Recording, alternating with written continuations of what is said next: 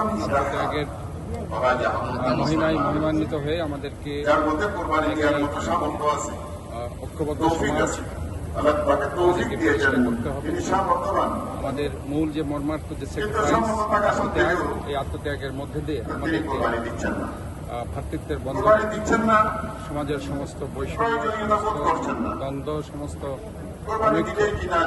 সবকিছু ভুলে গিয়ে আমাদেরকে একটা ঐক্যের শহর, সমাজ এবং রাষ্ট্র, আমাদের মনের যে পছন্দ আমরা স্যাক্রিফাইস করে, কোরবানি করে আমরা মনের সমস্ত হিংসা, এবং আমাদের মনের যে পশুত্ব আছে সেই পশুত্ব কোরবানি দিয়ে আমরা আজকে আমাদের একটি নির্মল সমাজ, শহর এবং রাষ্ট্র আমরা প্রতিষ্ঠা করব। এটাই হোক আজকের আমাদের মূল মন্ত্র। আমাদের বর্জ্য ব্যবস্থা